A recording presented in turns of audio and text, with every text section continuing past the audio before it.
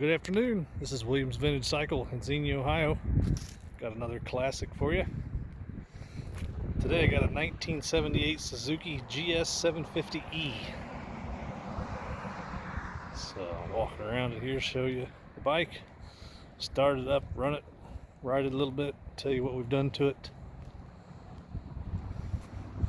So when we got this one in, it was typical. It had been 70s-ized. It had the big road sofa, king queen seat on it, luggage rack, all that fun stuff. And I believe I'm certain it had a big old king, or not, Vetter fairing on the front of it as well. So every time I talk bad about Vetter fairings, I get yelled at by some YouTube people, but to me they're ugly. So when I get a bike in with a Vetter fairing off, or Vetter fairing on it, we take it off and we throw it away because they're ugly. But some people like them, I guess. Same thing with the big king queen seats. Some folks say that they like all that stuff on there, but I can tell you that anytime that we've had a bike in and we leave the Vetter fairing on it and the big king queen seats, they don't sell. So there's at least two of you out there that like them. So this is a, like I said, it's a 78, 1977 was the first year for the GS750, so this is the second year GS750. This is original paint in the gloss black with the blue pinstriping. This bike's got 15,372 miles on it. Good running bike. I just got back from a 5-mile ride on it. Beautiful spring day here in Ohio. So as far as what we've done to it, obviously, of course, we took the fairing off of it. Of course, when everybody puts the fairing on them, part of that is they had to take the original glass and headlight bucket out. You put in, because the Vetter fairing had its own headlight and it didn't use this one, so everybody you take this off the wire, and you'd use the wires behind here to wire in your fairing. So they throw this in a box and throw it up in their attic, and then they move 7 times, and this goes in the dumpster, and they're always lost. So you always got to find the headlight and the chrome trim ring, and that usually the plastic buckets on there, which this one was. But so we had to locate that. eBay is a great source for that. Of course, the turn signals were missing off of it. They always are. Luckily, we had a crashed GS850 on hand that had good front turn signals, so robbed those off that bike. They're the same as the 750. And then of course I had to steal a correct seat. Luckily I had another GS750 on hand for the future project, so I kicked the can down the road, stole the seat off that bike, put a fresh new cover on that seat in the correct pattern. This would have been the correct style seat with that little step in it. For doing some internet research, I know 77 had just a flat seat, but all the 78s and 79s I've seen have this step. But I guess from looking at the internet, there were some 78s with the flat seat, and they actually look better with the flat seat. But this is what I had, and that's what I've always seen, so that's what it got. Got brand new front tires, front and rear. We like to use IRC tires because they look period correct on these old vintage motorcycles, and they're made in Japan, Nui Rubber Company. So a lot of the Japanese bikes, especially Suzuki's, came brand new back in the era with IRC tires on them. So we got the 19-inch front, and I think that, yeah, pretty sure that's an 18-inch rear tire on that. Like I said, the bike is original. It hasn't really had any restoration work done to it, other than just a couple things that I'm going to mention. So it's a good running riding bike. It's not a show bike, so it looks good from 20 feet. But I'll show you the blims close up here. As you can see, the header pipes have the typical rust and stuff on them. I was just running a little bit. They're not too hot, so I can touch it. So there's the typical rusting and stuff like that on the header pipes. The engine, I mean, you can take the bike easy enough, but you can take it to the next level, do a bunch of engine polishing and clean up on it. But so these aluminum covers would polish up to a mirror if you put the work into it. But still got your Suzuki S on the kicker rubber there. Of course, it's got a fresh oil and filter change. Do that to all of them. Pretty sure we did the ultrasonic cleaning on the carburetors on this one. Not 100% sure because it was probably November, December when we would have done that, so I don't remember 100%, but most likely it got that. But either way, it runs good. So I was just out riding it. Let's see here, mufflers. Let's see, nice chrome on them. I do see one little blend there, right there, and let's see, some little scratches there. So she must have been laid over a little bit at one point. Get those little tiny scratches there. Rear signals are on it. There's your fairing. Fairings looks pretty good. Brand new rear tire, IRC as well. So these run a disc brake front and rear. It's actually dual disc front and single disc rear.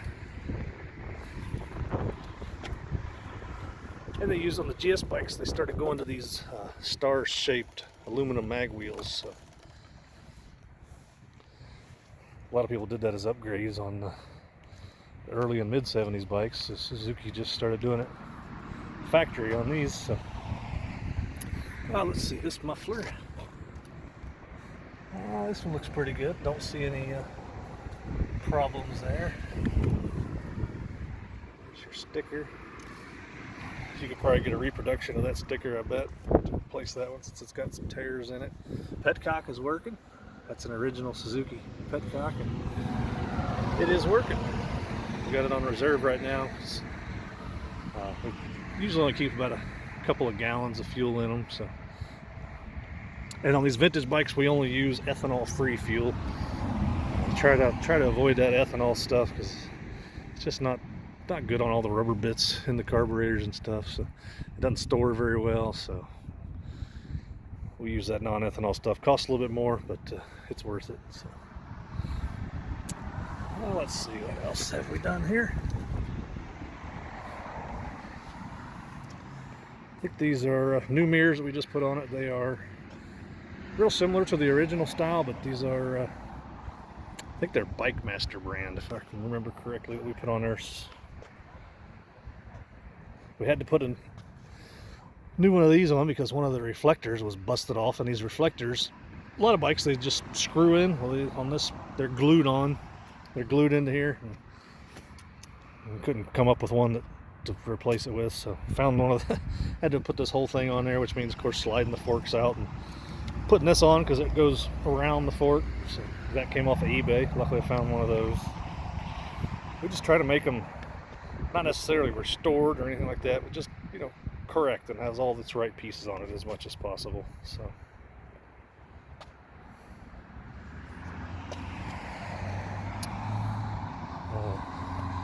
speaking of all original pieces, I believe these would have had the bigger style buckhorn handlebars on it. These are more of a kind of a sporty type, shorter handlebars. So when you do that, it leaves you a lot of extra cable and hose and everything. So hence we got the little extra brake hose there. A cool upgrade would be, a little bit shorter braided stainless brake line. Spieglers, who we've used in the past, they're real good quality brake lines. SPEIGLER, I believe. They're right here in the Dayton area. So you can even take your brake lines off, send them to them, and they'll send you exact reproductions in the braided stainless, not in the rubber, of course. Let's see. Oh, I was just out riding it. The tachometer was not working, so we found a broken tachometer cable, put a brand new tachometer cable, and the tachometer is still not working. Verified the cable is good and turning, so we got a bad tachometer gauge. I am gonna fire up eBay again, see if I can't find a tachometer to get that fixed before the bike leaves. So point that out to you.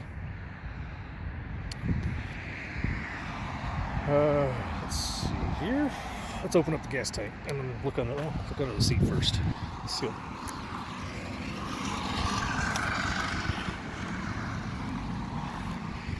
So there's under the seat. It looks pretty tidy. There's a brand new battery, of course.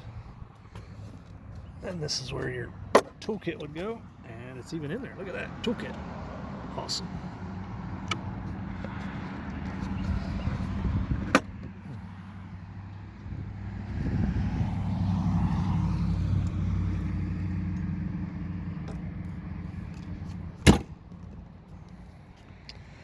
Gas tank. Let's see if you can see inside there.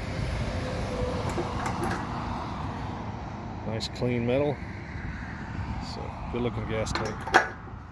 I guess that's one good thing. If you see them with the Vetter fairings and all that, maybe that means somebody's actually been using it and riding the bike, which keeps it everything up and working and fluids flowing, and rather than just sitting and developing rust in the gas tank and all the rubber going bad. So I guess that's a positive. Let's see. Let's go ahead and fire it up. I don't think I'll need choke. I better give it just a little bit. Like I said, remember that tachometer's not working. We're aware, and we're gonna hopefully can find a replacement for that.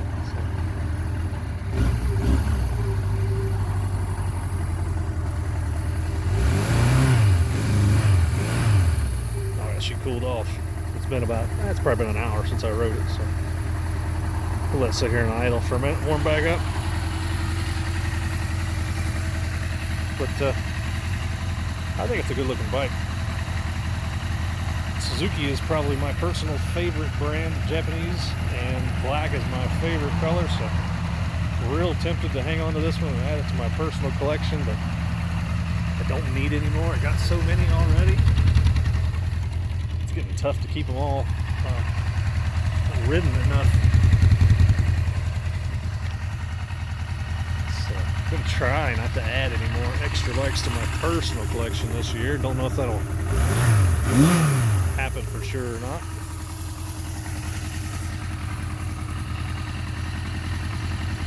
So one thing I thought was kind of interesting, this is again, it's 1978, and about 76 in the US, they made us go full-time headlights on motorcycles, so you couldn't turn them off anymore.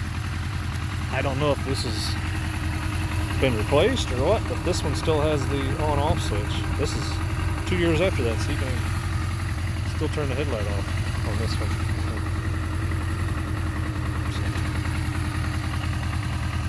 Who knows? These are old motorcycles, pushing 50 years old, so who knows what could have happened to it over the years, what people, all the different owners it's been through. It'd be kind of neat to know that history of each machine when you get it in, all the different owners it's gone through and what each owner did to it. But, turn signals, left signal. Well, it was working just a minute ago. Oh, there we go. What was I just saying? 50-year-old bike? There we go.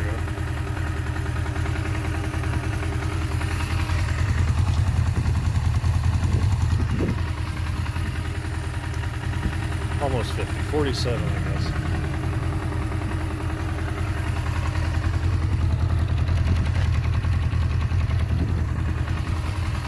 Horn? Let's do some brake lights. Let's try. There's the rear if I can reach.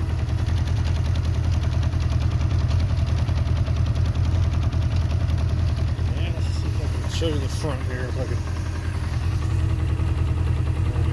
Yep, brake lights are all working. High, low. Oh, we're on high already, so low, high. Low, high. Back to low. Might as well leave it off. We don't need it.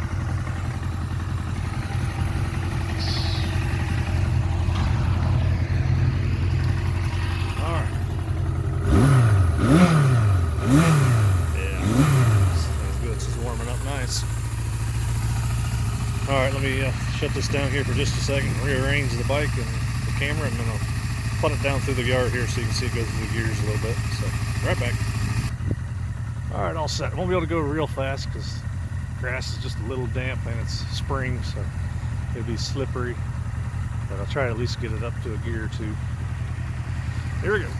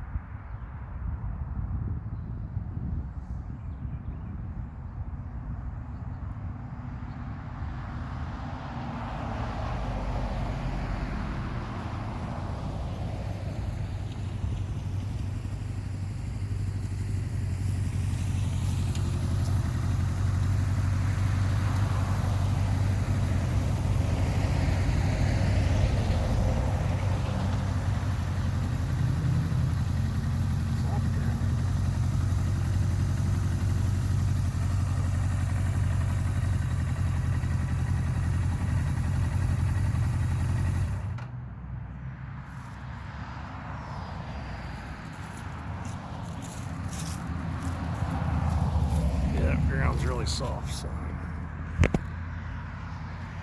yeah, that noise is the toolkit bouncing around inside that fairing there. So guess it's not an off-road motorcycle. But anyway, again, it's 1978 Suzuki GS750E. We're Williams Vintage Cycle, Xenia, Ohio, and the bike is going to be for sale. So if you have any interest, give us a call. If you like these videos, hit the like button, subscribe, all that fun stuff. We really appreciate it. So thanks for watching.